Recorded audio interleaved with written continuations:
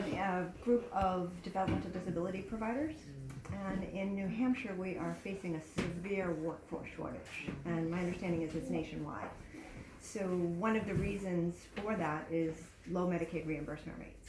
In New Hampshire, just in the last 6 months, 3 assisted living facilities have closed because of low reimbursement rates and inability to hire staff. So we have people with medical, physical, mental disabilities, developmental disabilities going without services because there's just simply nobody willing to do the work for the low rates that we can pay them. So I was just wondering what your thoughts are around Medicaid rates in general and the workforce crisis in general. Yeah, this we face the same challenge in my home state of Hawaii, where those who need care ultimately are not getting it, and many providers are being forced with making a decision about how they're going to keep the lights on and pay their staff, with determining what kind of patients they'll accept. And unfortunately, a lot of them saying, you know, we're not going to accept more Medicaid patients above and beyond what we already have. And then for us, similarly, we're seeing the same problem even with Medicare. Medicare reimbursement rates are low, especially in a high cost of living state like ours in Hawaii. I think these are two really important elements of how we need to overhaul our healthcare system, because we're seeing how it's leaving people behind. Obviously, the Affordable Care Act opened up a lot of doors. It helped provide insurance coverage for a lot of folks who didn't have it before, but there are a lot of maybe unintended negative consequences that we're seeing that have still not. They've basically allowed for the barriers to getting service and care when you need it to remain. You know, whether it's people who are completely uninsured, who have no coverage whatsoever, or those who, you know, they'll get the coverage, but the deductibles are so high that when they actually need it, they still won't be able to afford it, or it breaks the bank. We'll be releasing soon the details of what I view is the answer and the direction that we should take.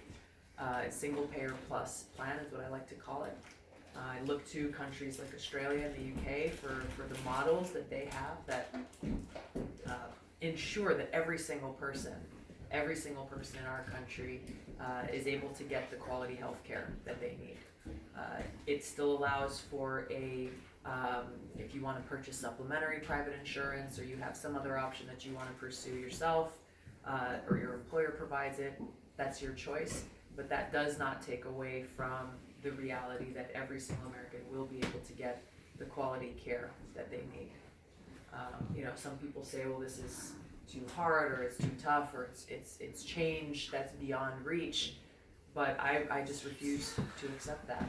You know, it is a reality that people in virtually every developed country in the world have in one shape or form or another, and there's no excuse for us to allow for our fellow Americans, our brothers and sisters, to continue to be left behind by a healthcare system that is driven by profits rather than actually driven by a goal and objective, providing quality care for people. And that's really why, that's where the Affordable Care Act fell short.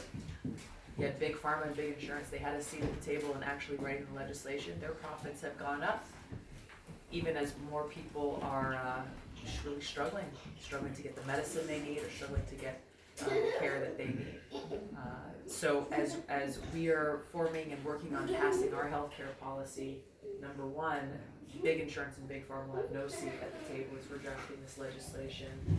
And number two, we're going to be engaging folks across healthcare providers, those who are on the front lines of actually delivering this care, to make sure that we are able to meet that objective, both in urban communities and rural communities who are especially being hit hardest, with hospitals shutting down, maternity care being lost because they can't afford it,